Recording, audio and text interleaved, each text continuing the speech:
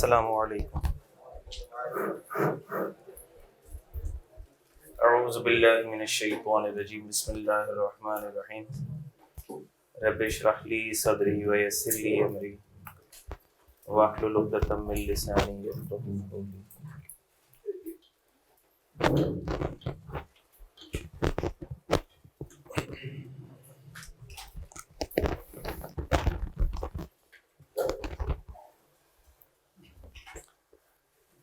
अच्छा बेटा, हमारा डिस्कशन चल रहा था रेवेन्यू रिसीट और कैपिटल रिसीट का, ऐसा ही है।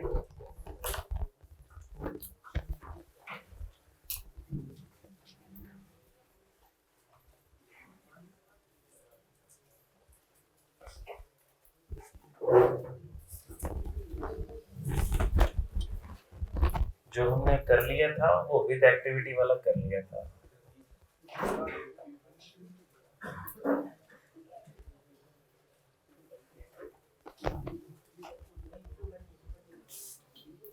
फिर हमारे पास था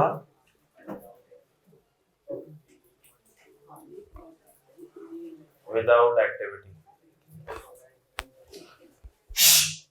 बेटा बस इसके अंदर था on voluntary basis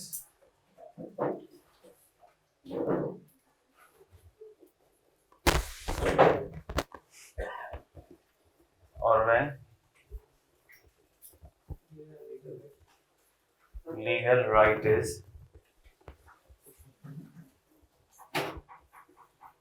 established।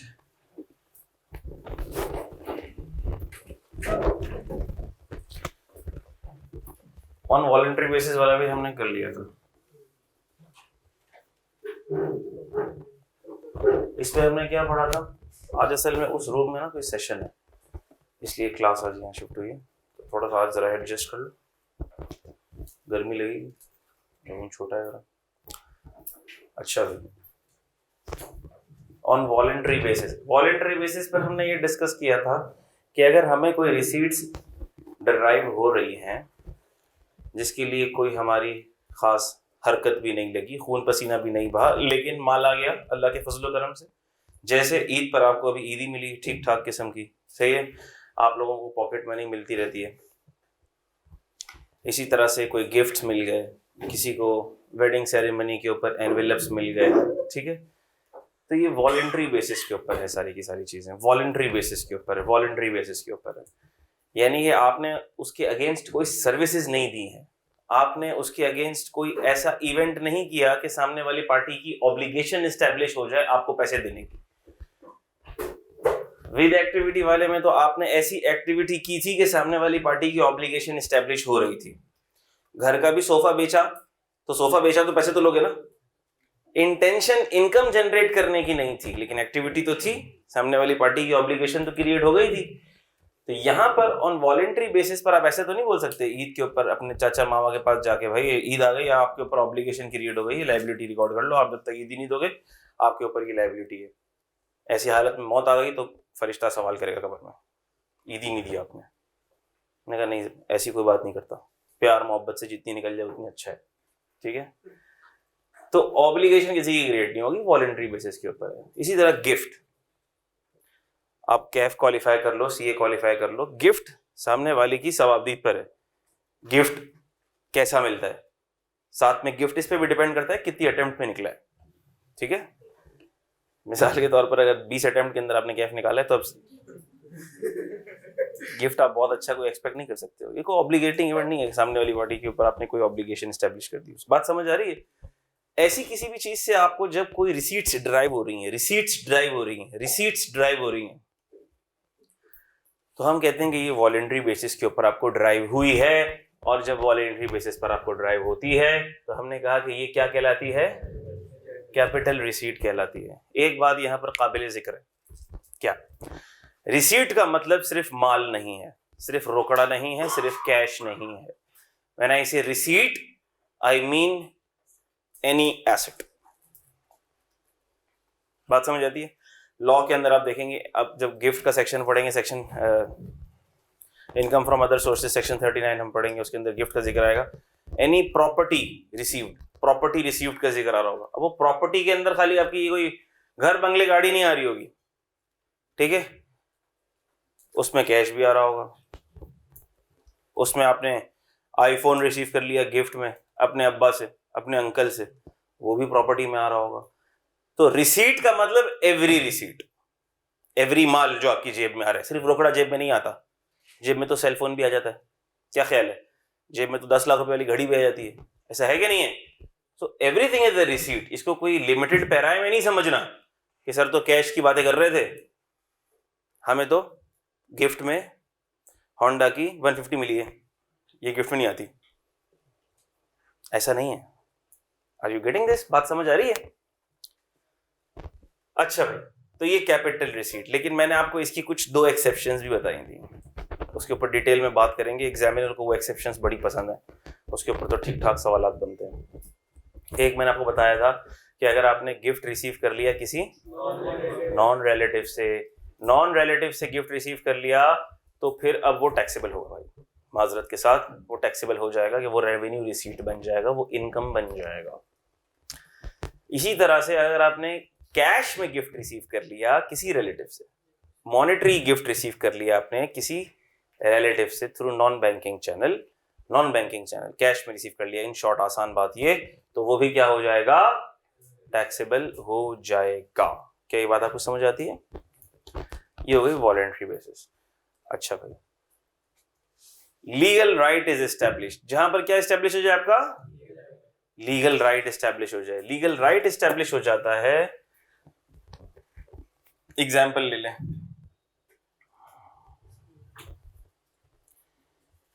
Amount या asset received under any publicly announced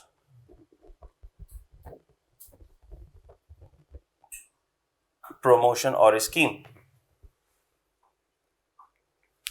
Example,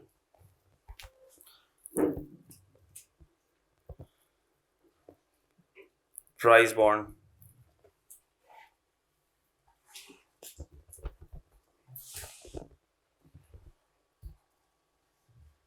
gifts from third party under any promotion। क्या मतलब हुआ इसका? इसका मतलब ये हुआ, मिसाल ले रहा हूं मैं, आपने अपनी ईदी से सेविंग की और आपने प्राइज बॉन्ड ले लिया। आपने बोले ईदी जमा हुई 20,000 रुपये, 5,000 रुपये के 4 प्राइज बॉन्ड ले लेते हैं। मुझे पता नहीं 5,000 का मिलता है कि नहीं मिलता, शायद मिलता है। 5,000 रुपये के 4 प्राइज बॉन्ड ले लेते हैं, ठीक है। और आपने 5,000 रुपये के 4 प्राइज बॉन्ड ले लिए। 15 दिन के बाद ड्रॉ था, 5 में से 1 प्राइज बॉन्ड लग गया आपको, और आपके निकले 10 लाख रुपए, ठीक है। 10 लाख रुपए निकला है आपके। अब ये जो 10 लाख रुपए निकला है, इसके लिए आपने कोई एक्टिविटी तो की नहीं।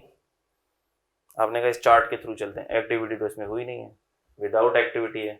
विदाउट एक्टिविटी के अंदर भी, अब विदाउट एक्टिविटी के अंदर अभी जो हमने पढ़ा वो तो कैपिटल रिसीट था। लेकिन क्या यहां पर सामने वाली पार्टी की कोई ऑब्लिगेशन एस्टैब्लिश हो गई है? हाँ, हो गई है। आपने एक्टिविटी नहीं की है, उसके बावजूद भी सामने वाली पार्टी की ऑब्लिगेशन एस्टैब्लिश हो गई है, क्योंकि आपने जो प्राइस बॉन्ड परचेज किया है वो स्टेट बैंक की अनाउंस पॉलिसी है, प्राइस बॉन्ड परचेज करो, हर महीने बाद जो भी टाइम है उसके बाद लकी ड्रॉ होगा, और जिसका भी इनाम निकला उसको वो प्राइस मिलेगा। ऐसा नहीं हो सकता कि अब आपका लकी ड्रॉ के अंदर नंबर आ गया प्राइस बॉन्ड का, आप बैंक में जाओ और बैंक बोले नहीं भाई ये तो हमने मजाक किया था, कैमरा लगा हुआ है पीछे हाथ हिला दें। ऐसा नहीं हो सकता। ठीक हो गई बात? क्योंकि अब हम सीरियस हो गए सर, मजाक बात नहीं है।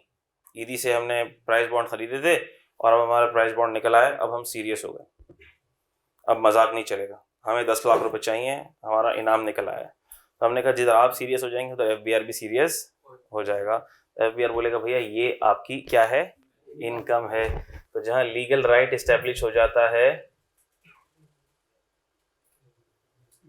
वो क्या हो जाता है? रेवेन्यू रिसीट हो जाता है।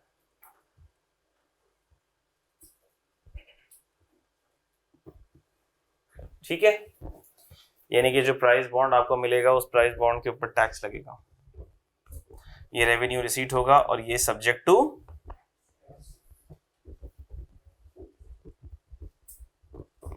टैक्स होगा। ठीक है, हम देखेंगे इनकम फ्रॉम अदर सोर्सेज के अंदर प्राइस बॉन्ड, उसके ऊपर 15% का और 20% के रेट्स होते हैं प्राइजेस पर और प्राइस बॉन्ड पर, कुछ में 15% है, कुछ में 20% है, हम देखेंगे। इसी तरह gift from third party under any promotion scheme, ठीक है, अक्सर औकात ईद में, रमज़ान में ये पेट्रोल पंप ऑपरेटर स्कीम निकालते होते हैं, स्क्रैच कार्ड वाली स्कीम निकाल रहे होते हैं कोई कि भाई ठीक है आपने इतना क्या 5,000 रुपये का पेट्रोल भराओ तो आपको स्क्रैच कार्ड मिलेगा, आप स्क्रैच कार्ड को स्क्रैच करो, जो भी आपको इनाम आपका निकल आया आपका नसीब। आपने स्क्रैच कार्ड स्क्रैच किया, बाइक निकल आई, बाइक मिलेगी ना, फिर क्या ख्याल है? फिर हम गाड़ी वाड़ी छोड़ के साइड पे खड़े हो जाएंगे, भाई पहले तो बाइक दो फिर जाएंगे हम, मजाक नहीं चलेगा, वैसे नहीं जा रहे हम। हाँ, क्या ख्याल है? क्योंकि एक प्रमोशन थी और उस प्रमोशन के अंडर आपने एक प्राइज विन कर लिया। बात समझ आ रही? इसी तरह से मिसाल के तौर पर ये जो टीवी शोज चल रहे होते हैं, ठीक है, जीतो पाकिस्तान चल रहा है, ठीक है, बाइक मिल रही है, बेगम जा रही है, ऐसी प्रमोशंस चलती हैं। तो अब अगर ये बाइक मिलेगी तो फिर क्या ये टैक्स होगी? ये टैक्स होगी, ठीक है। ये ऐसा नहीं होगा कि ये बाइक ऐसे ही मिल जाए, जब वो बाइक ले जा रही होंगी तो गेट पे गार्ड रोक लेगा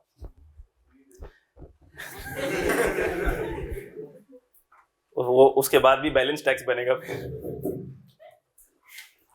अच्छा, तो अब होगा क्या कि गार्ड रोक लेगा, बोलेगा भाई आप ऐसे बाइक नहीं ले आ सकते, आपको टैक्स देना पड़ेगा। कितना टैक्स होता है? फिर 20% का टैक्स होता है, ठीक है। कैसे लिया जाएगा टैक्स? अभी उसके ऊपर थोड़ी सी आगे बातें आएंगी हमारी, ठीक है। कैसे लिया जाएगा टैक्स, क्यों लिया जाएगा टैक्स, कैसे लिया जाएगा टैक्स, इस पे बात आएगी। लेकिन बाहर तो और ये बात हमें समझ आ गई कि ये क्या है, रेवेन्यू रिसीट है। यहाँ ये बात, इतनी बात समझ आ गई कि ये रेवेन्यू रिसीट है, ये इसकी इनकम बन जाएगी। मिसाल के तौर पर अगर 150 की बाइक उसने जीती है, होंडा 150 की बाइक कितने की चल रही है आजकल? है 5 लाख की बाइक चल रही है भाई, होंडा 150 जीत ली। ये लोग देते हैं 150 देते हैं, कितनी 70 दे रहे होते हैं, 70 पे काम चल रहा होता है। और वो कितने की चल रही है आजकल? 1,20 की 70 चल रही है। अच्छा भाई, तो 1,20,000 की हम समझ लेते हैं कि भाई उसने होंडा की जो 70 है वो उसने विन कर ली, 1,20,000 रुपए उसकी वैल्यू है। अब वो जैसे ही जा रहा होगा उसको बोला जाएगा भैया ये बाइक जो आप लेके जा रहे हैं ये आप तब लेके जाएंगे जब आप 1,20,000 रुपए का 20% का टैक्स पे करेंगे। बात समझ आ रही है? अच्छा, यही होकर हो रहा होता अगर इसने कैश प्राइस जीत लिया होता। क्या जीत लिया होता?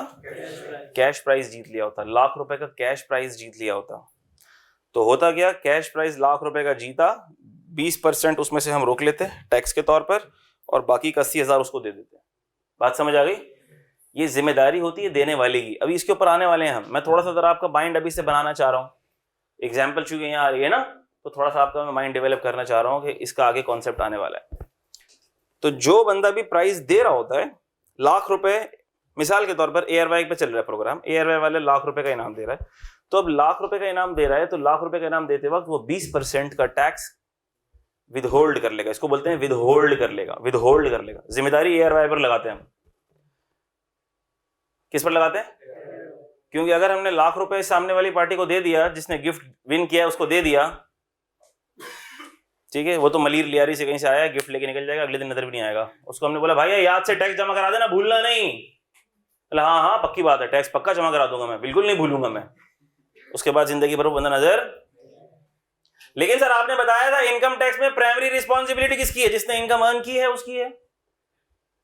तो प्राइमरी रिस्पॉन्सिबिलिटी तो उसी की है ना। हमने कहा हाँ प्राइमरी रिस्पॉन्सिबिलिटी तो है उसकी, लेकिन वो तो टोफीबाज आदमी निकला, तो फिर टैक्स कौन जमा कराएगा भाई? इसीलिए हम पकड़ आसानी से किसको सकते हैं? एयरवाई को पकड़ सकते हैं। तो हमने एयरवाई को बोल दिया कि भैया अब जब आप इसको गिफ्ट का अमाउंट दोगे तो आपने ऐसे ही नहीं देना है, आपने इस अमाउंट में से क्या कर लेनी है? विद होल्डिंग कर लेनी है, टैक्स की विद होल्डिंग कर लेनी है। और आपने टैक्स की विदहोल्डिंग करके इसी के नाम पे टैक्स जमा करा देना है, क्योंकि हमें इस पे एतबार और भरोसा नहीं है, इसको विदहोल्डिंग बोलते हैं। कॉन्सेप्ट आने वाला है आगे, मिसाल आ रही थी तो मैंने कहा फिट कर दूं कॉन्सेप्ट। लेकिन अगर बाइक दे रहे हैं, 1,20,000 की बाइक है, अब क्या करें सर, 1,20,000 का 20% विदहोल्ड कैसे करें? हमने कहा भाई टायर निकाल लो, साइलेंसर निकाल लो, ठीक है। तो ऐसी बाइक देते हुए अच्छे नहीं लगेंगे। तो इसमें फिर आता है कॉन्सेप्ट कलेक्शन ऑफ टैक्स का। किसका कॉन्सेप्ट आता है? फिर हम उसको बोलेंगे भाई आप जो बाइक लेके जा रहे हैं, आप बाइक लेके ही कब जाएंगे? जब आप 1,20,000 का 20% का टैक्स हमें जमा कराएंगे, हम कलेक्ट करेंगे। तो फिर इसका मतलब ये है कि फिर ARY वाला टैक्स विदहोल्ड नहीं करेगा, ARY वाला टैक्स कलेक्ट कर लेगा। एक ही जैसी बात है कोई, क्या ये बातें दोनों समझ आ गई हैं? ठीक है भैया। तो ये इस केस में ये क्या बन जाएगी बेटा? रेवेन्यू रिसीट बन जाएगी। क्या बातें समझ आती हैं? अच्छा, लीगल राइट की एक्सेप्शन होती है, इसकी एक्सेप्शन है शरिया राइट्स। शरिया राइट, ये इसकी एक्सेप्शन है। यानी शरिया राइट के अंडर अगर कोई अमाउंट मिल रहा है तो वो इनकम ट्रीट नहीं होगी। इसकी दो एग्जांपल आती हैं। एक आता है इनहेरिटेंस अमाउंट,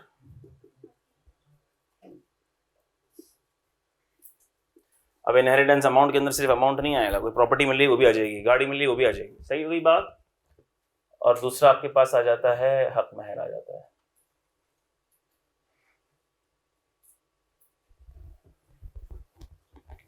ठीक है, शरिया राइट्स। अब किसी खातून को 50 लाख रुपए का भी हक महर मिल रहा है, वो उसका रेवेन्यू रिसीट ट्रीट नहीं होगा, वो कैपिटल रिसीट ही ट्रीट होगा।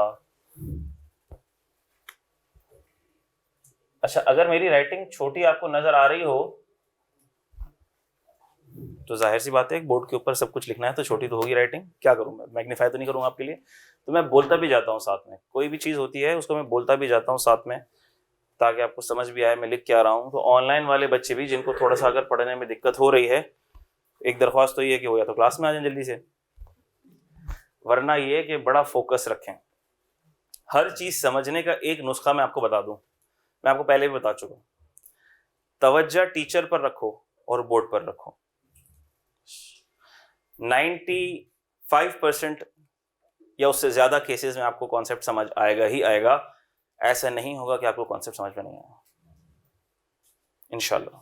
अल्लाह की ज़ात से उम्मीद है, मेरी कोई औकात नहीं है, आपके दिमाग में डालने वाले अल्लाह पाक हैं, मेरी ज़ुबान से निकलवाने वाले अल्लाह पाक हैं।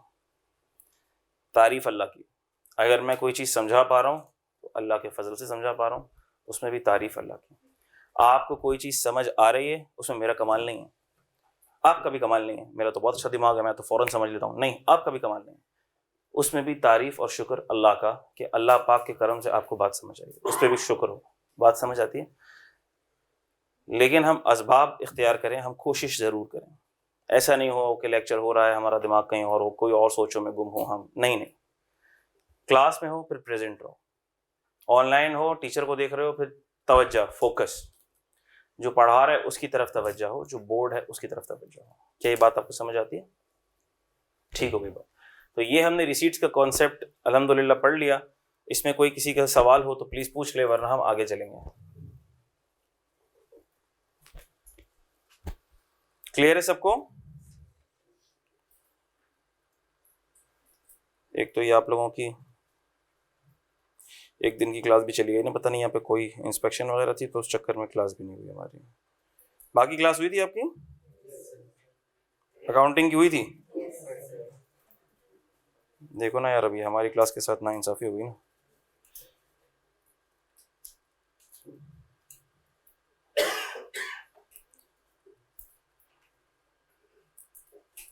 अब इसके लिए हो सकता है आपको सैटरडे संडे आना पड़ जाए। लेकिन अच्छी बात पता है क्या है? अच्छी बात यह है कि आपको टैक्स के सब्जेक्ट से मोहब्बत है। अच्छी बात यह, तो आपको कभी भी बुलाया जाए, कितनी देर के लिए भी बुलाया जाए, आप लोग कभी परेशान नहीं होंगे। अच्छी बात यह है, ऐसा है ना?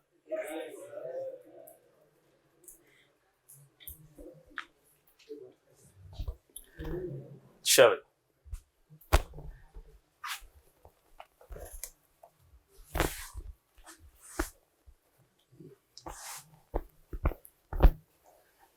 ये कॉन्सेप्चुअल फ्रेमवर्क डिस्कस करने के बाद अब आप ये पूछेंगे कि अगर सर ये सारी बातें लॉ में कहाँ लिखी हुई हैं, तो ये लॉ में कहीं भी नहीं लिखी हुई हैं, ये ऑर्डिनेंस में भी कहीं भी नहीं लिखी हुई है। मैंने आपको बताया था कि कुछ चीजें पास्ट प्रेसिडेंट से, डिसीजन से, केस लॉ से डिराइव होती हैं। ठीक है, अब हम आते हैं और पढ़ते हैं कि लॉ की डेफिनेशन में क्या लिखा हुआ। लॉ में डेफिनेशन है इनकम की।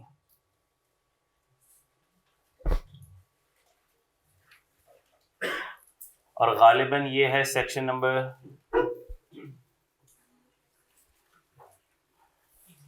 2 सबसेक्शन 29। आगे पीछे भी हो तो तुमको क्या फर्क पड़ता है, 29, 39, 49, 59 जो भी लिखो तुमको क्या फर्क पड़ता है, कौन सा तुमने जाके चेक करना है। पहले तो हर क्लास में एक आध बच्चा ऐसा होता था घर जाके चेक कर लेता था, सर ने से बताया नहीं पता। अब ऐसे बच्चे भी नहीं आते मार्केट में। अच्छा खैर यही होगा सेक्शन, देख लेना, सेक्शन 2 सबसेक्शन 29। अच्छा, इनकम सॉरी डेफिनेशंस भी लॉ में 2-3 तरह की डेफिनेशंस होती हैं, 2-3 तरह की डेफिनेशंस होती हैं। कुछ डेफिनेशंस आपको मिलेंगी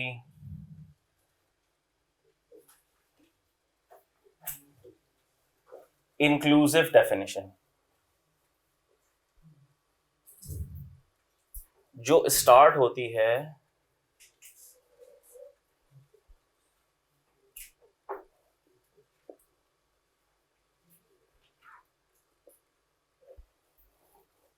और एक होती है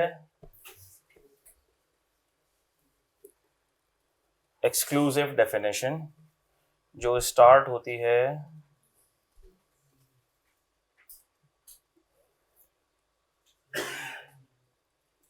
मीन्स से। जब इंक्लूसिव डेफिनेशन आती है जो स्टार्ट होती है वर्ड्स इंक्लूड से, वो डेफिनेशन अपने अंदर काफी सारी चीजों को समेटना चाहती है। उस डेफिनेशन का मकसद ये होता है कि कोई चीज मेरे एम्बिट में आने से रह ना जाए, इसीलिए ये स्टार्ट होती है इंक्लूड से। इसका मतलब ये होता है कि जब भी ऐसी कोई डेफिनेशन आएगी उसका मकसद ये है कि इसका मायने, मकसद, मतलब जो आपके जहन में है, डिक्शनरी में है, आम इस्तिलाह में है, लोगों के जहनों में है, वो तो है ही है, साथ में ये चीजें भी इसमें इंक्लूड कर दो हमारी ख्वाहिश पे। बात समझ आ रही? तो उसका दायरा कार और उसका एम्बिट क्या हो गया, वसी हो गया, बड़ा हो गया। उसके अंदर हर चीज अब आ गई।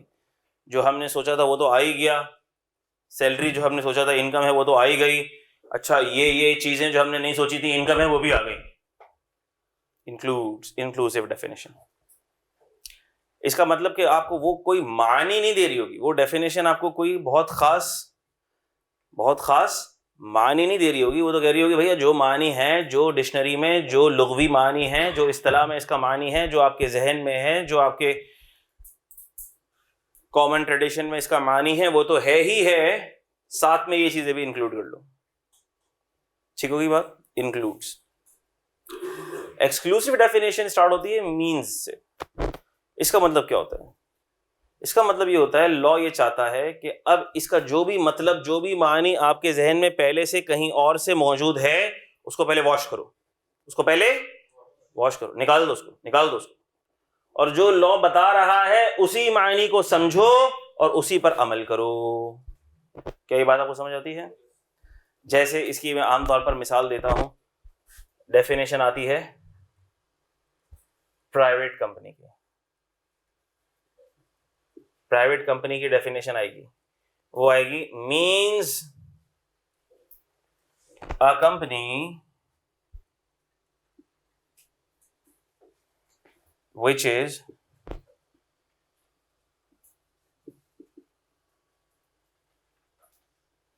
कितनी टेक्निकल डेफिनेशन है, जरा देखो इसको। Private company means a company which is not a public company. और पब्लिक कंपनी की डेफिनेशन क्या होगी?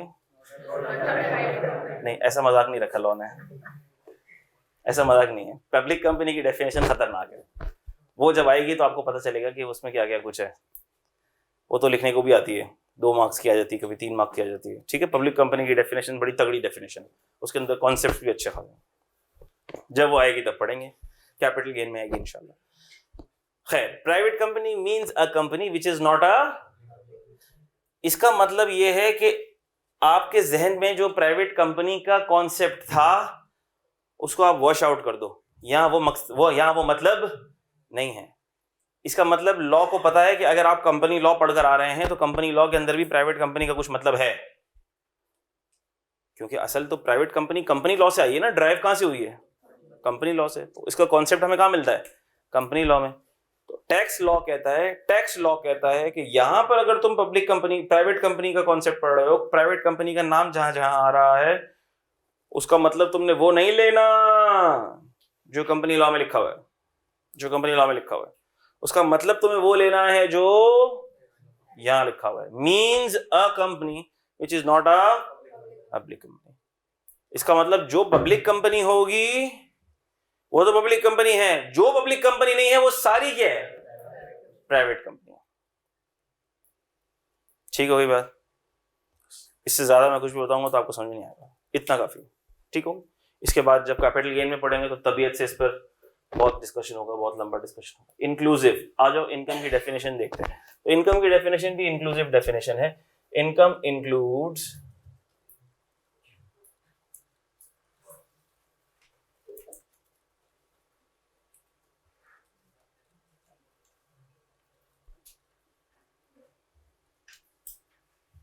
चार्जेबल टू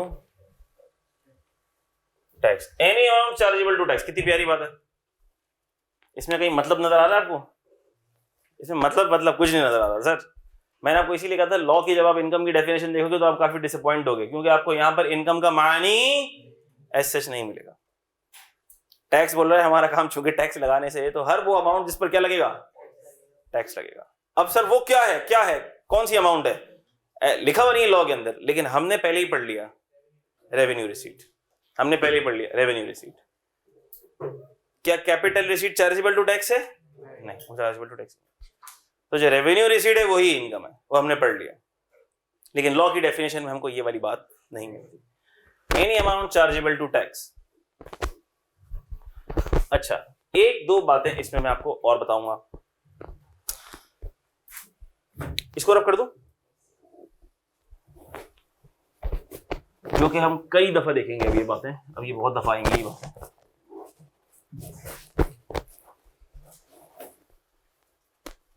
ये बात तो हमें पता चल गई ना कि टैक्स की दुनिया में हेड्स कितने हैं? 5 हेड्स ऑफ इनकम है, जिसमें पहला हमने देखा था क्या है? सैलरी था। दूसरा था हमारे पास इनकम फ्रॉम प्रॉपर्टी। फिर था हमारे पास कैपिटल गेन था। फिर हमारे पास बिजनेस इनकम था।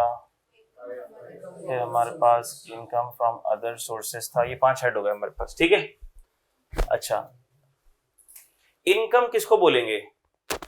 अभी चूंकि हमने सैलरी, आईएफपी, सीजी और आईएफओएस, इसके बारे में हमें इतनी खास मालूमात तो है नहीं ना। मोटी मोटी मालूमात तो हासिल हो गई। मैंने आपको बता दिया था सैलरी क्या होती है, आईएफपी क्या होता है, सीजी क्या होता है, आईएफओएस क्या है, बिजनेस क्या। मोटी मोटी मालूमात तो है हमें, लेकिन अभी इसके बारे में कोई डिटेल मालूमात हमें नहीं है। जब तक हम इसका हेड नहीं पढ़ेंगे हमें इसकी डिटेल मालूमात नहीं होंगी। लेकिन क्या इसके बारे में डिटेल मालूमात है हमें? इसके बारे में मालूमात है, क्योंकि हम अकाउंटिंग के स्टूडेंट्स हैं। हमने अकाउंटिंग पढ़ी है, हमने पीएनएल का कॉन्सेप्ट पढ़ा है, रेवेन्यू का कॉन्सेप्ट पढ़ा है, एक्सपेंसेस का कॉन्सेप्ट पढ़ा है, पीबीटी क्या होता है, पैट क्या होता है, इसका कॉन्सेप्ट आपको है। इसका भी टैक्स में कॉन्सेप्ट आएगा डिटेल में, लेकिन अभी के हिसाब से आपको इसका कॉन्सेप्ट कदरे बेहतर है। बिजनेस इनकम में आप इनकम किसको बोलते हो? जब आप पीएनएल बनाते हो तो आप इनकम किसको बोलते हो? आपने कहा कि सर जो भी सेल्स होती है, टर्नओवर होता है, रेवेन्यू होती है, या अगर आपने इनकम एंड एक्सपेंडिचर अकाउंट भी बनाया है, इनकम एंड एक्सपेंडिचर अकाउंट भी बनाया है आपने एनजीओ वगैरह का? नहीं, जो कुछ हाँ बोलते हैं कुछ नहीं बोलते हैं। कौन बच्चे हैं ये? आप जब उनका बनाओगे तो वो कैश बेसिस पे चल रहे होते हैं, रिसीट्स। तो वो ऐसे बिजनेसेस होते हैं, छोटे बिजनेसेस हो गए, एनजीओ हो गई, जो डोनेशन लेती हैं, रिसीट बेसिस पे चलती होती हैं, उसी को वो अपना टर्नओवर बोलती हैं। तो बिजनेस इनकम के अंदर सेल्स बोल दो, टर्नओवर बोल दो, रेवेन्यू बोल दो, रिसीट, ग्रॉस रिसीट्स बोल दो, ग्रॉस रिसीट्स।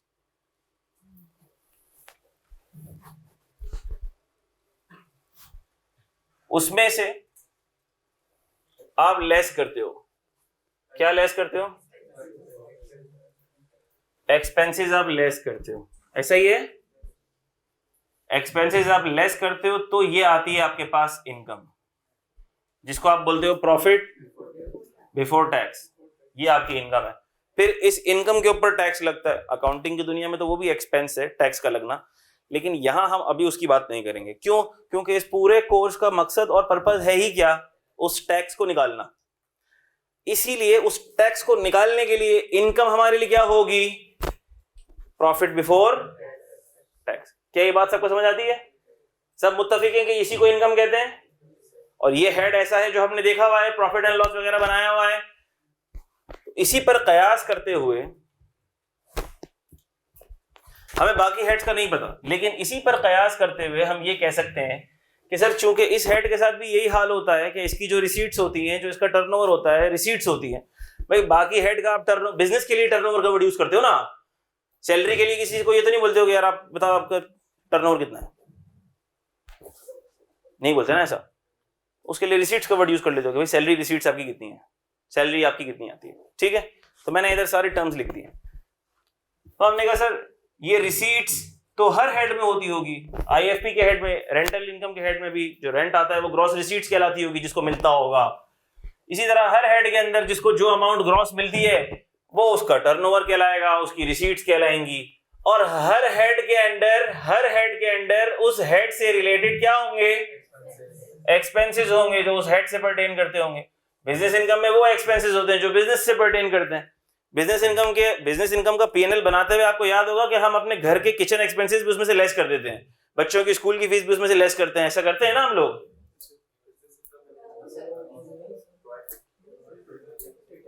नहीं करते? सोच लो भाई।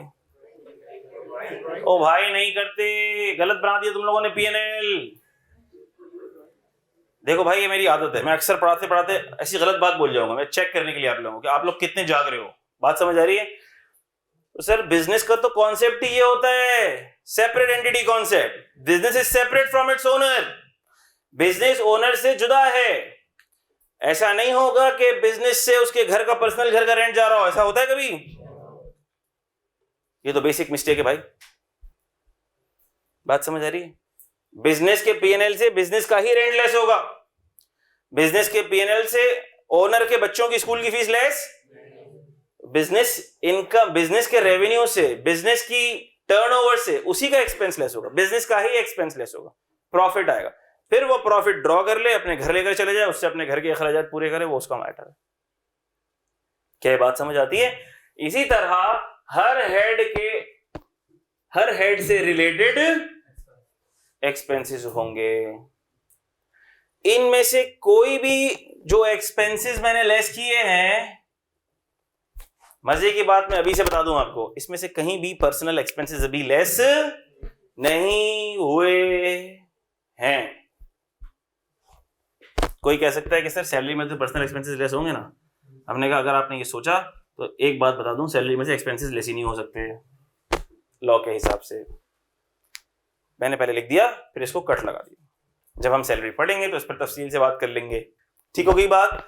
यानी कि सैलरी की टैक्सेशन ऐसे होती है कि उसमें से एक्सपेंसेस लेस नहीं हो सकते। आईएफपी से रिलेटेड एक्सपेंसेस लेस होंगे। मिसाल के तौर पर, अभी चूंकि पढ़ा नहीं है इसलिए मैं ज्यादा बात इसके ऊपर नहीं करूंगा। मैं लैंडलॉर्ड हूं, मेरा टेनेंट है, मुझे रेंट आ रहा है, वो किधर चला जाएगा? ग्रॉस रिसीट्स में चला जाएगा। फिर मैं लैंडलॉर्ड हूं, कुछ खर्चे वर्चे भी होंगे। क्या ख्याल है? रिपेयर एंड मेंटेनेंस वगैरह, बिल्डिंग की इंश्योरेंस करा ली, लेस वेस करना हो सकता है, खर्चे होंगे जो उसी बिल्डिंग से रिलेट करते हैं, तो मैं लेस कर लूंगा यहाँ से, मेरी नेट इनकम आ जाएगी। कैपिटल गेन है, कैपिटल गेन से रिलेटेड भी मेरे कुछ खर्चे हो सकते हैं। मैंने शेयर्स वगैरह बेचे हैं, ब्रोकर की फीस दी है, प्रॉपर्टी बेची है, उससे रिलेटेड कोई एक्सपेंसेस हो सकते हैं, वो लेस करूंगा मैं। बात समझ आ रही है? बिजनेस इनकम के एक्सपेंसेस तो आपको पता ही है, आईएफओएस की जब पढ़ेंगे तो देख लेंगे। तो कहने का मतलब ये है कि हर हेड ऑफ इनकम से रिलेटेड उसके एक्सपेंसेस हो सकते हैं। वो लेस करने के बाद एक अमाउंट आएगी आपके पास। क्या ये बात समझ आती है? ये अमाउंट आएगी आपके पास।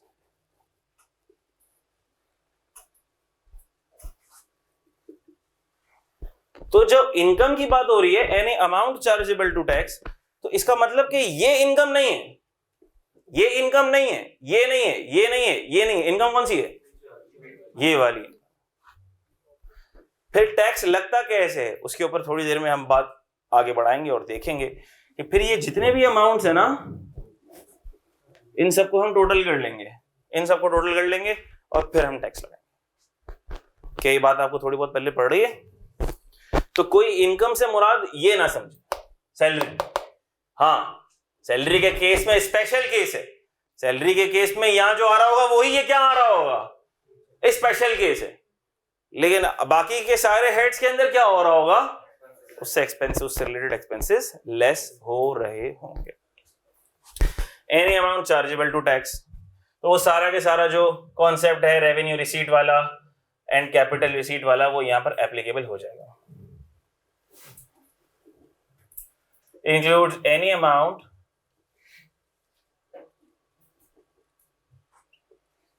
subject to collection or deduction of tax under FTR। अब FTR का कॉन्सेप्ट मैंने आपको देना है। अच्छा भाई, FTR का कॉन्सेप्ट अभी डिटेल में आ जाएगा। FTR बेसिकली कहलाती है टैक्स रिजीम, इसे कहते हैं हम फाइनल टैक्स रिजीम। क्या कहलाती है ये?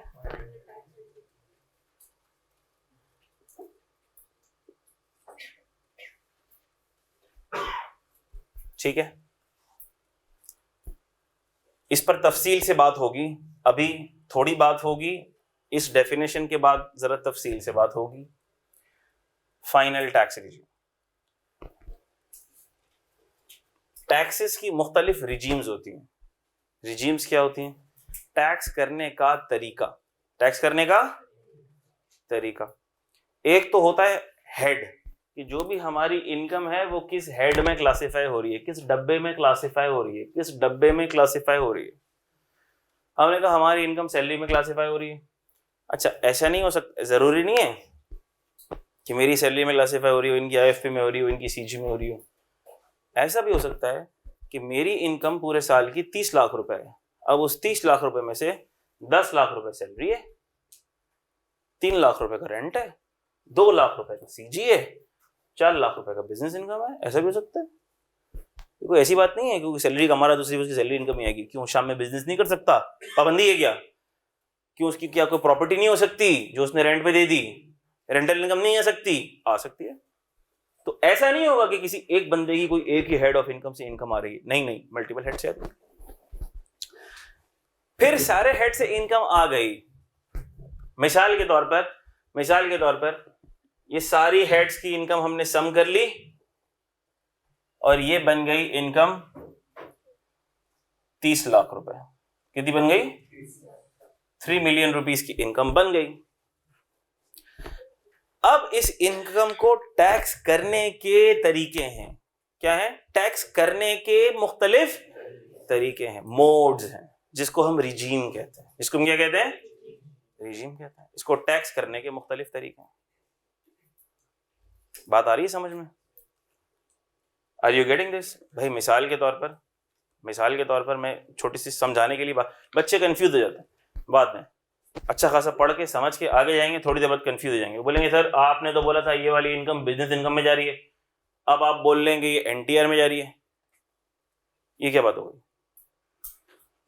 हमने कहा भाई तो बिजनेस इनकम में है और NTR, इसमें क्या फर्क पड़ता है? बिजनेस इनकम उसका हेड है और NTR उसका टैक्स करने का तरीका है। बात समझ आ रही है? भाई मिसाल के तौर पर आप मेरी क्लास में आप टैक्स के स्टूडेंट हैं, CAF 2 के स्टूडेंट है, तो मैंने कहा भाई सारे स्टूडेंट क्या हैं?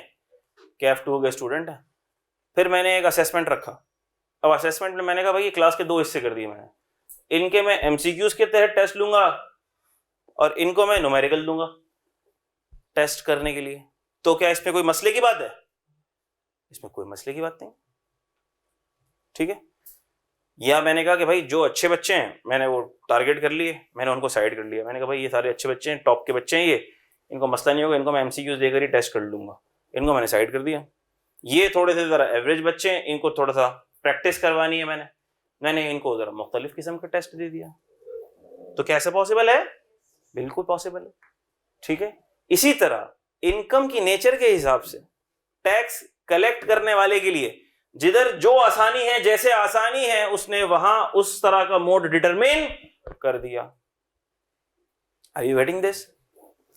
अच्छा भाई, any amount subject to collection of और deduction of tax under FTR। इसको इधर लिखने की जरूरत ही क्यों पेश आई? इसको इधर लिखने की जरूरत पेश ही क्यों आई? ठीक है ना सर, कोई मसले की बात तो नहीं है। आपने कहा कि ठीक है भाई, इनकम ही है, उसको टैक्स करने के मुख्तलिफ तरीके हैं और आपने एक तरीका इख्तियार कर लिया, तो उसको डेफिनेशन में डालने की जरूरत पेश ही क्यों आई? ये तो अंडरस्टूड बात है। हमने कहा अंडरस्टूड बात नहीं है, मसाइल है। एग्जाम्पल इसकी बात करते हैं। किसकी बात करते हैं? क्योंकि आप लोगों को आता है ना बिजनेस इनकम, अकाउंटिंग के स्टूडेंट्स हो ना आप। अच्छा भाई, बिजनेस इनकम की बात करते हैं। अब बिजनेस इनकम में होता क्या? बिजनेस इनकम में होता बड़ा इंटरेस्टिंग है। हमने कहा सर रेवेन्यू आया, मिसाल के तौर पर 25 मिलियन का रेवेन्यू आया, फिर आपने क्या लेस किए? एक्सपेंसेस लेस किए। मिसाल के तौर पर आपने 20 मिलियन के एक्सपेंसेस लेस कर दिए, फिर क्या आ गया आपके पास? 5 मिलियन का प्रॉफिट बिफोर टैक्स आ गया। आपने कहा सर ये आपकी इनकम आ गई, इसके ऊपर आप लगा दो क्या? टैक्स लगा दो। बहुत अच्छी बात है, बिल्कुल ठीक है, ऐसे ही कर लेंगे। लेकिन होता क्या है? अच्छा, अब इसके अगेंस्ट अब मैं आपको एग्जांपल दे रहा हूं एक्सपोर्ट बिजनेस की। जो एग्जांपल दे रहा हूं वही रखना, मिक्स मत कर देना। ये था लोकल बिजनेस, ये क्या था? यानी कि मिसाल के तौर पर ये एक टेक्सटाइल कंपनी है, ये एक टेक्सटाइल ओनर है, वो लोकली गुड्स बेचता है, अपने एक्सपेंसेस लेस करता है, अपना P&L बनाता है। और ये एक टेक्सटाइल का एक्सपोर्टर है। कौन है ये? एक्सपोर्टर है। ये टेक्सटाइल के गुड्स लोकली नहीं बेचता, ये क्या करता है? एक्सपोर्ट करता है। एक्सपोर्ट की टैक्सेशन आपके कोर्स का पार्ट नहीं है। FTR समझाने के लिए इधर मैंने इसको फिट कर दिया है, आपके कोर्स का पार्ट नहीं है एक्सपोर्ट। अच्छा, अब होता क्या था? होता ये था कि लोग एक्सपोर्ट की सेल करते थे। पहले की बात बता रहा हूं, जब ये FTR का कॉन्सेप्ट आया तब की बात बता रहा हूं। होता क्या था कि लोग एक्सपोर्ट सेल करते थे, दूसरी कंट्री के अंदर माल भेजा, और एक्सपोर्टर, आपको पता है कि एक्सपोर्टरों की सेल भी फिर ठीक ठाक होती है भाई, हल्की फुल्की नहीं होती, डॉलर में सेल होती है, छक्के लगते हैं फिर तो, समझ रहे हो? तो मिसाल के तौर पर उनका रेवेन्यू था, receipts revenue 250 million, 250 million revenue. तो एक्सपोर्ट की सेल पर पहले सीन ये था कि ठीक है भाई, साल खत्म होगा। अब ये तो P&L कब बनता है? जब साल खत्म होता है फिर बनता है ना, इतना तो पता है ना आपको। ईयर एंड होता है तो फिर पूरे साल का P&L बनता है। अभी साल खत्म होगा, उसके बाद हमें पता लगेगा कि कितनी आए, कितना प्रॉफिट आया। मिसाल के तौर पर 250 मिलियन में से सर 200 मिलियन के एक्सपेंसेस लेस हुए और 50 मिलियन का क्या आ गया? तो साल खत्म होगा तो पता लगेगा ना। लेकिन मुल्क तो पूरा साल चलेगा ना। ऐसा तो नहीं होगा गवर्नमेंट बोलेगी आप पहले कर लो बिजनेस, साल के आखिर में लेंगे आपसे पैसे। ऐसा तो नहीं होता ना। पैसे तो पूरे साल में चाहिए ना, गवर्नमेंट चलाने के लिए, मुल्क चलाने के लिए पैसे तो चाहिए ना। तो होता क्या है कि गवर्नमेंट आपसे या टैक्स वाला आपसे वक्तन फवक्तन टैक्स कलेक्ट करता रहेगा, जिसको आप कहते हो एडवांस टैक्स। क्या कहते हो? Advance tax. आपके बिजली के बिलों के अंदर भी टैक्स लग के आ रहा होगा। अरे सर बिजली के बिल में टैक्स लग के क्यों आ रहा है? अभी साल थोड़ी खत्म हुआ, अभी पता थोड़ी लगा मेरी इनकम कितनी है, टैक्स अभी से क्यों लग के आ रहा है? हमने कहा मुल्क चलाने के लिए आपका साल का इंतजार नहीं होगा कि आप साल खत्म करो, इनकम कमाओ, साल के आखिर में बताओ इतनी इनकम मैंने कमाई है, फिर आप टैक्स दो। तो पूरे साल ये सियासतदान बैठे रहेंगे, पब्लिक सेक्टर बैठा रहेगा पूरा? क्या नहीं, रोड तो आज बनने हैं। क्या ख्याल है? फैसिलिटीज तो आवाम को आज देनी है, हुक्मरानों ने करप्शन तो आज करनी है, पैसा आज चाहिए भाई। तो वो आपसे एडवांस में टैक्स ले लेंगे। क्या ले लेंगे? जैसे तालीमी इदारे आपसे एडवांस में फीस ले लेते ना। अभी सर पढ़ा तो नहीं है, अभी तो बैच शुरू हुआ है सर, अभी तो आपकी कुछ क्लासेस हुई हैं, फीस तो पूरी ले ली KNS ने हमसे। ये क्या बात हो गई? हमने कहा फीस आपसे एडवांस में ले ली। बात आ रही समझ में?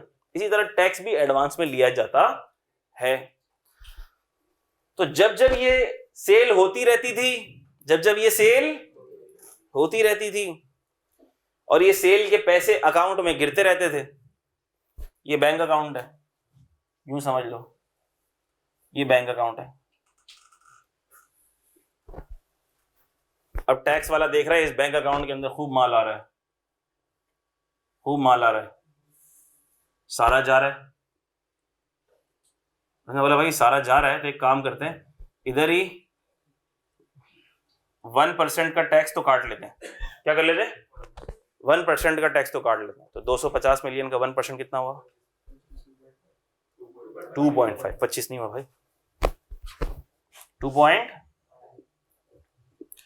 2.5 मिलियन का टैक्स एफबीआर ने काट लिया। जब पैसे आते 1% काट लेता, जब पैसे आते 1% काट लेता, जब पैसे आते 1% काट लेता। एफबीआर ने बोला ये मैं एडवांस टैक्स काट रहा हूं, हिसाब किताब बाद में होगा, हिसाब किताब बाद में होगा, ये मैंने एडवांस के तौर पे काट लिया, अभी आपका हिसाब किताब बाद में होगा। जब आप पूरा साल खत्म कर लोगे, पूरा साल आप खत्म कर लोगे, ये कंपनी है, मिसाल ले रहा हूं, ये कंपनी है, पूरा साल आप खत्म कर लोगे तो आप फिर पीएनएल बना लेना, फिर जो भी आपका प्रॉफिट आ रहा होगा उसके ऊपर जो भी टैक्स बनता होगा, मिसाल के तौर पर 29%, कितना बनता है बताओ?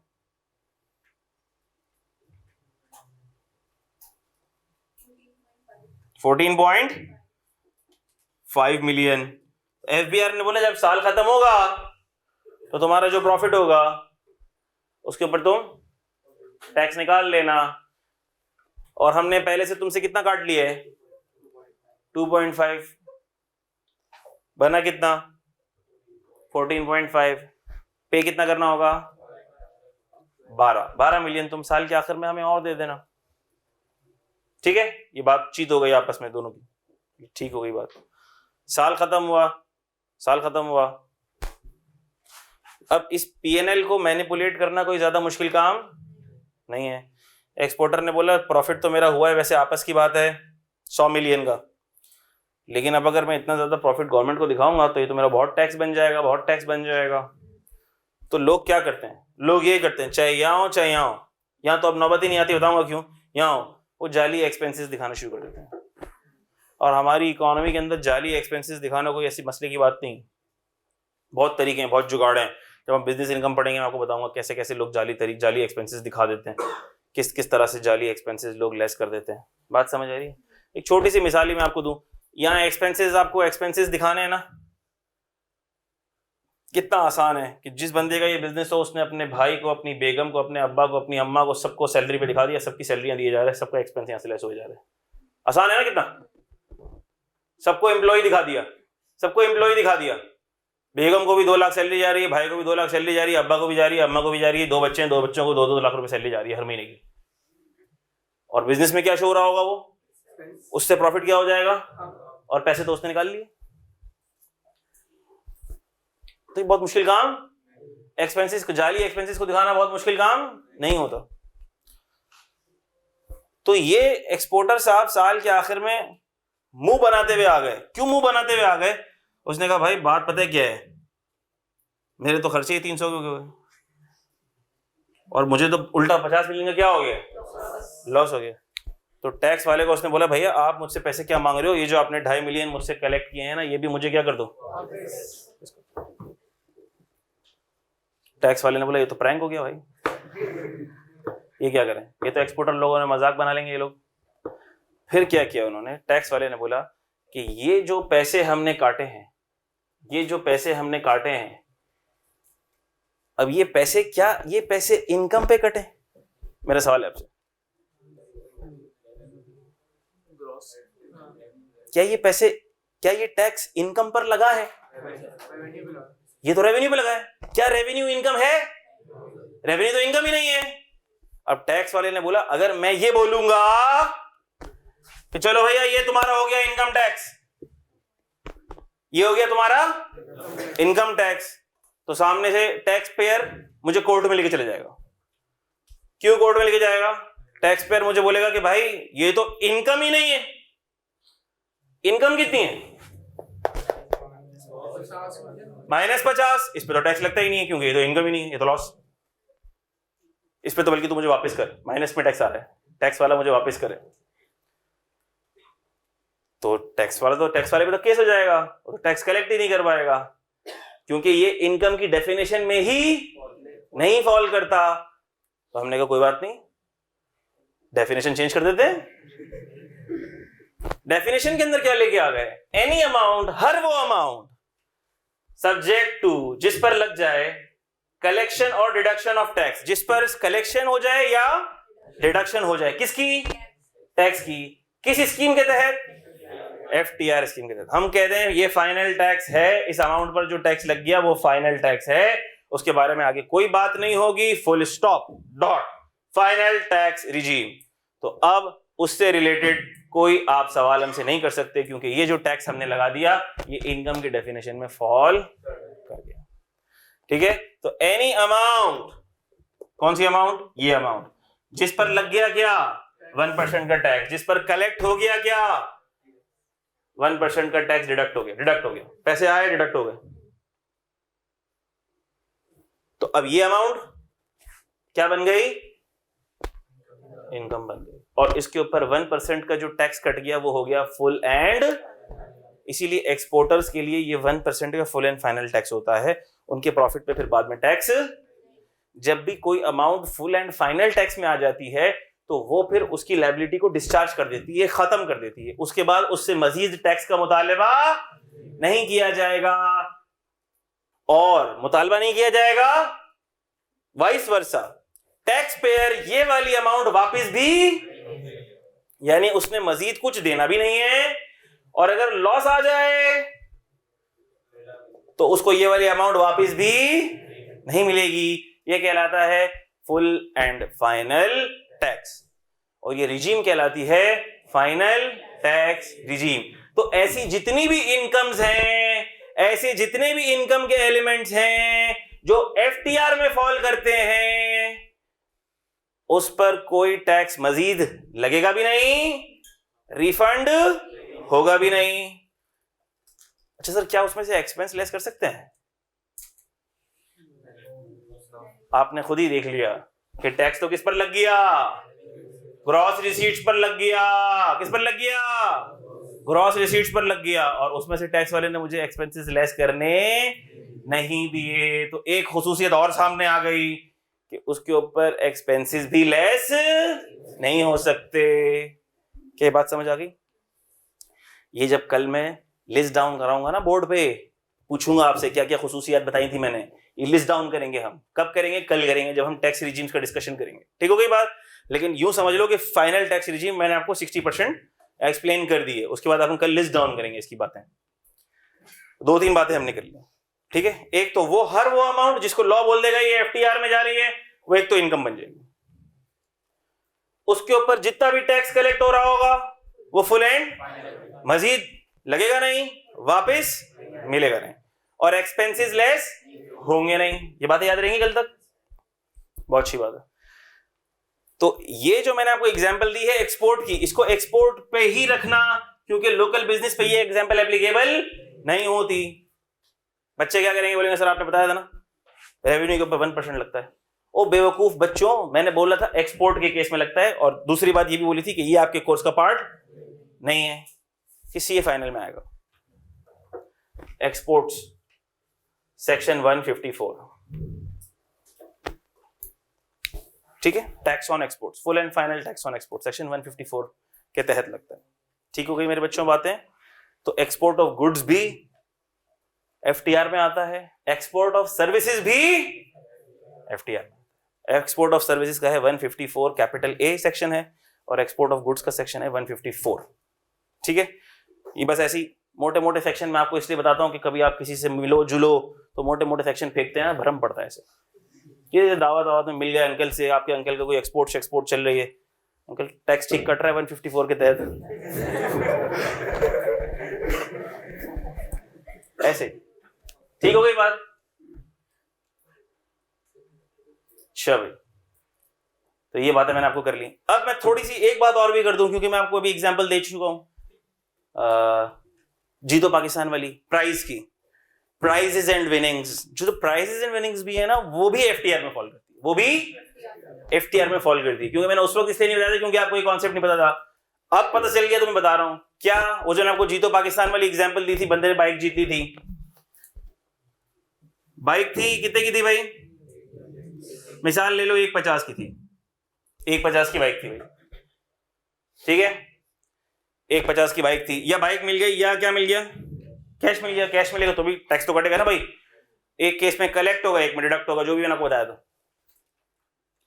अब इस पे लग जाता है टैक्स, कितने परसेंट का, 20% का। अब मैंने कहा ये 20% किस पर लगेगा, 1.5 लाख। ये 1.5 लाख, क्या ये 1.5 लाख इनकम है, सवाल, क्या ये इनकम है? Answer is no. देखा जाए तो लॉजिकली अकाउंटिंग की निगाहों से तो ये इनकम नहीं है ना। क्यों नहीं है? क्योंकि ये जिस बंदे ने ये जीतो पाकिस्तान का इनाम जीता, वो चित्राल से आया हुआ था। उसने बोला मैं चित्राल से आया हूं, बाय एयर आया हूं, फिर डायरेक्ट फ्लाइट भी नहीं आ रही थी, पहले मुझे एयरपोर्ट जाना पड़ा, उसके लग गए 5,000 रुपए अलग, फिर मैंने फ्लाइट पकड़ी, 20,000 25,000 रुपए आने के, 25,000 रुपए जाने के, 50,000 रुपए की फ्लाइट, 20,000 10,000 रुपए का मेरा ट्रांसपोर्ट का एक्सपेंस हो गया। वो किधर से लेस होगा? वो लेस करो ना पहले से। ये तो ग्रॉस अमाउंट पर आप टैक्स लगा रहे हो, ये मेरी इनकम थोड़ी है, खर्चे लेस करो। हमने कहा माजरत, माजरत। क्यों माजरत? ये किस में आती है? ये आती है full and final tax regime में आती है। और full and final tax regime में आती है तो आप अपने एक्सपेंसेस अपने पास रखो, हमें मत बताओ, क्योंकि एफटीआर की इनकम में से एक्सपेंसेस लेस नहीं हो सकते। एफटीआर के केस में जो टैक्स लगता है वो किस पर लगता है? ग्रॉस रिसीट्स पर लगता है, रेवेन्यू पर लगता है, टर्नओवर पर लगता है। आमतौर पर हम रेवेन्यू का और सेल्स का वर्ड यूज करते हैं, बिजनेस इनकम में यूज करते हैं।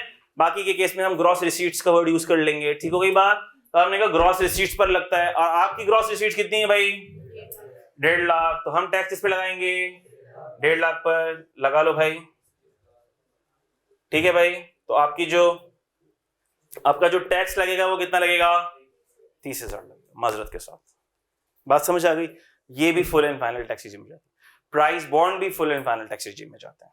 ठीक है? तो ये एक्सपोर्ट्स वाला तो आपके कोर्स का पार्ट नहीं है। एक्सपोर्ट्स वाला तो सीए फाइनल में इंशाल्लाह देखेंगे तफसील से, तसल्ली के साथ, उसमें और भी बातें हैं। लेकिन ये जो छोटी मोटी चीजें ये आएंगी आपके कोर्स के अंदर आगे, प्राइजेस के ऊपर, प्राइस बॉन्ड्स के ऊपर, लॉटरी के ऊपर, ये जो एफटीआर के जो टैक्सेस हैं वो आपके पास आगे आएंगे इंशाल्लाह आईएफओ के अंदर। ठीक हो गई बातें? अच्छा, तो ये नोट कर लो, आगे चलते हैं, अभी टाइम है, घड़ी मत देखो। तो हम कल रिजीम्स का डिस्कशन करेंगे, तो कल इसको फिर समराइज भी कर लेंगे, लिस्ट डाउन भी कर लेंगे सारे points. Any amount subject to collection और deduction of tax under FTR, और अगला क्या था? Any amount treated as income, treated as, ये भी हम कैपिटल रिसीट और रेवेन्यू रिसीट में पढ़ चुके कि लॉ जिसको बोलेगा भैया ये इनकम है, तो फिर अब हमें उसको इनकम मानना पड़ेगा, चाहे वो इनकम हमें समझ आती हो या ना आती हो। जैसी कि एग्जांपल्स मैंने क्या क्या दी थी? Very good. Security deposit received by landlord from tenant, और क्या दी थी? Loan received in cash. समझ तो नहीं आ रहा, लेकिन लॉ बोल रहा है कैश में लोन रिसीव किया तो ये इनकम ट्रीट होगा। सिक्योरिटी डिपॉजिट आपने टेनेंट से रिसीव किया है, चार्जेबल टू टैक्स होगा, इनकम ट्रीट होगा। Any amount treated as income, जो लॉ ने बोल दिया, जो लॉ ने ट्रीट कर दी इनकम, तो फिर हमें भी उसको इनकम मानना पड़ेगा, चार्जेबल टू टैक्स करना पड़ेगा माजरत के साथ। ठीक हो गई बात? तो ये बात आपको पता है, एग्जाम्पल्स आप लिख लेना। एनी लॉस ऑफ इनकम, ये क्या बात हो गई sir? Any loss of income is your income, ये क्या बात हो गई भाई? खतरनाक बात हो गई है। इसको सबको रब कर दूं?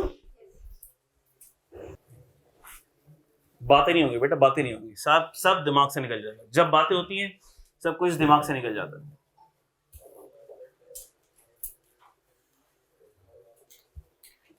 तो आप में से कोई कह सकता है कि सर हम आपकी बात से एग्री नहीं करते? कह सकते, क्योंकि अगर बातें करने से सब दिमाग से निकल जाता तो खवातीन को तो कुछ भी याद नहीं रहता। अच्छा भाई, मतलब काफी कुछ निकल जाता है, सब नहीं भी निकलता होता। अच्छा, एनी लॉस ऑफ इनकम,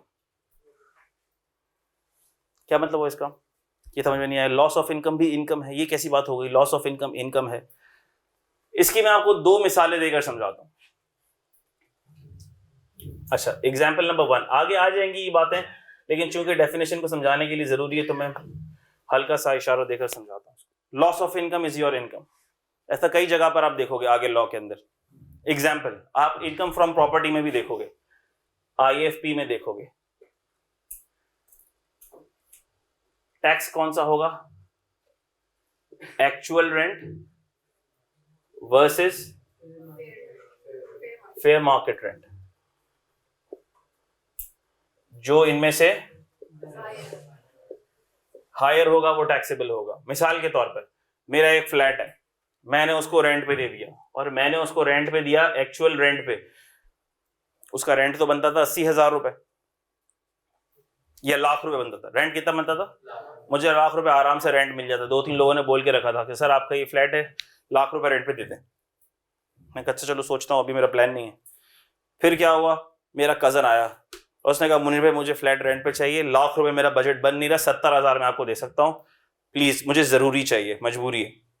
मैंने कहा चलो ठीक है, 70,000 में तुम ले लो। तो एक्चुअल रेंट जो मुझे मिल रहा है वो कितना मिल रहा है?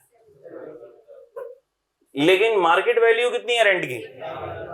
1 लाख। बात समझ आती है? और मैंने आपको बताया कि हम टैक्स की दुनिया में एनुअलाइज टर्म्स पे बात करते हैं। तो साल का कितना बना? 8,40,000। और साल का रेंट, फेयर मार्केट रेंट कितना है? 12 लाख। टैक्स पता है कितना होगा? इस पे टैक्स लगेगा। क्या इस पे टैक्स लगेगा? 12 लाख पर टैक्स लगेगा। तो हुआ क्या, जरा देखना। मुझे एक्चुअल रेंट मिल कितना रहा है? 8,40,000। 8,40,000 मुझे मिल रहा है, और 360 का मैंने लॉस किया। 360 का क्या है मेरा? Loss of income.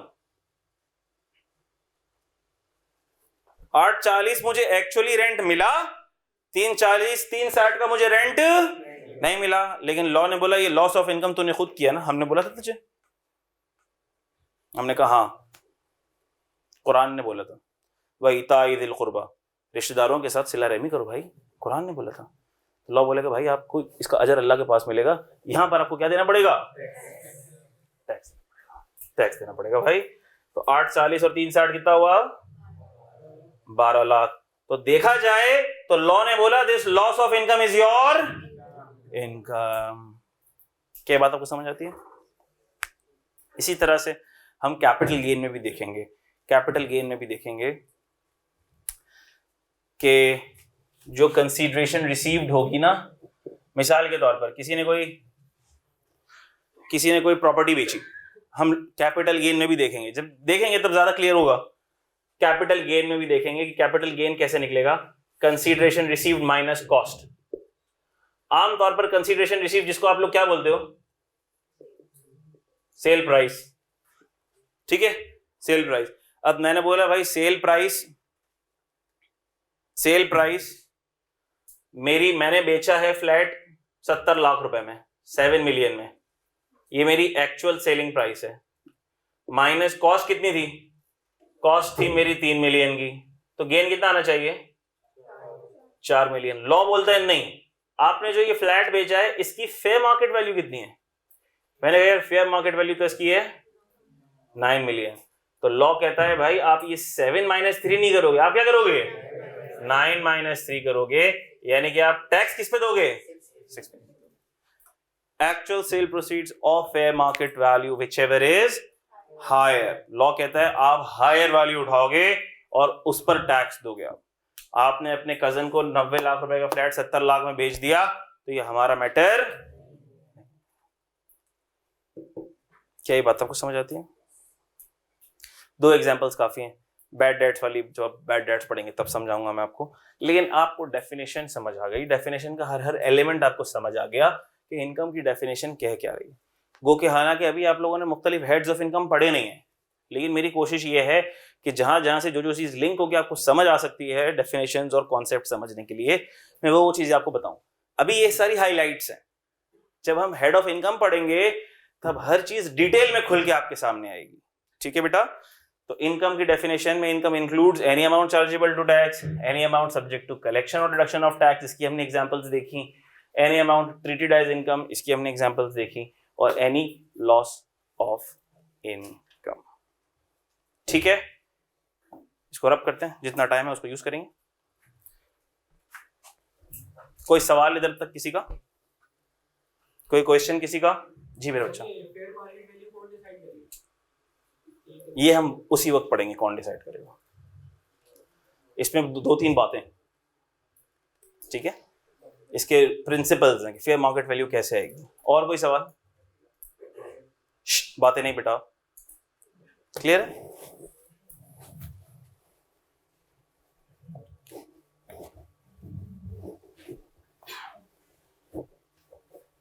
अच्छा, अब आप जल्दी से हेडिंग डाल लेंगे टैक्स रिजीम्स।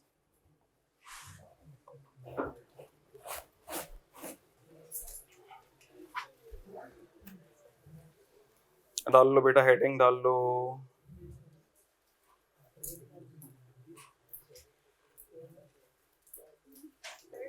जी बेटा, जी बेटा पूछें।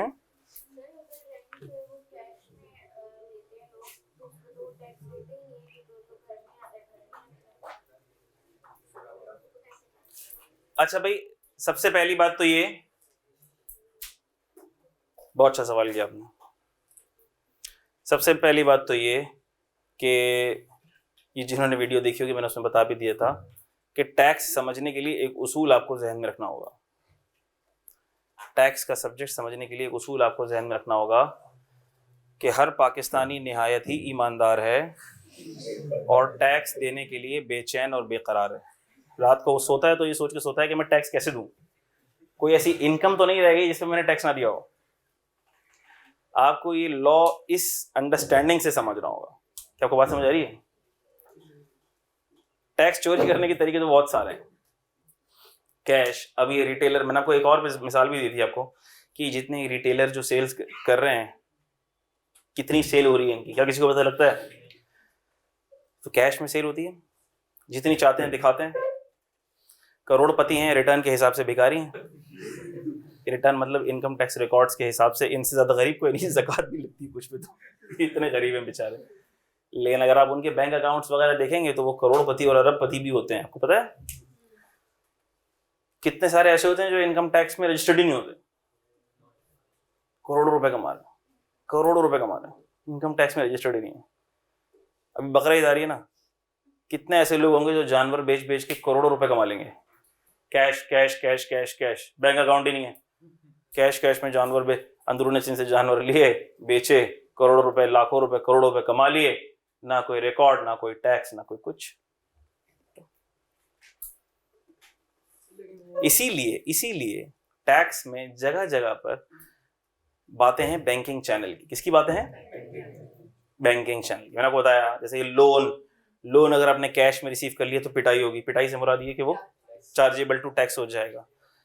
आगे आप पढ़ेंगे जगह जगह पर बैंकिंग चैनल की रिक्वायरमेंट है।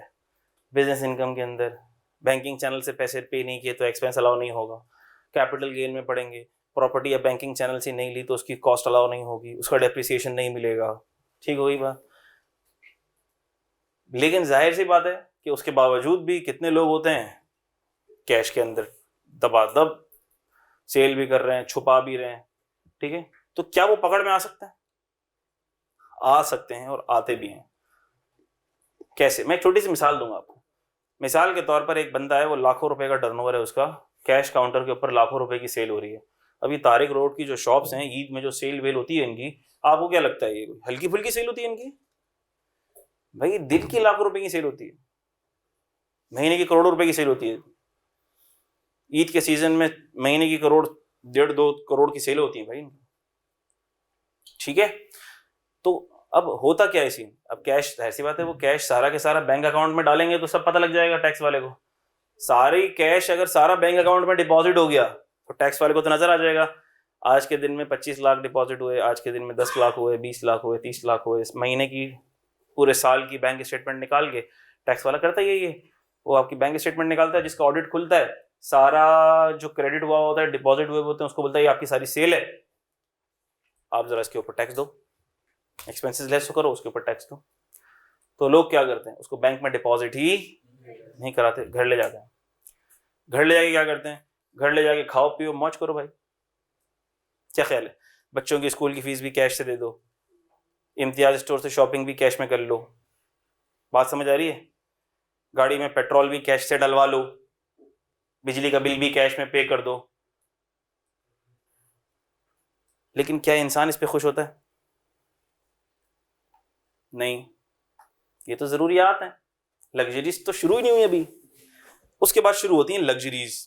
जब पैसा बहुत हो गया, हर ड्रॉर में से पैसे निकल रहे हैं, हर बोरे में से पैसे निकल रहे हैं, बच्चे ने गलती से बैग खोल लिया, अब्बा ये क्या है इतने सारे, बेटा छोड़ो छोड़ो, ये बच्चों की चीज नहीं होती काम की, छोड़ो रखो रखो।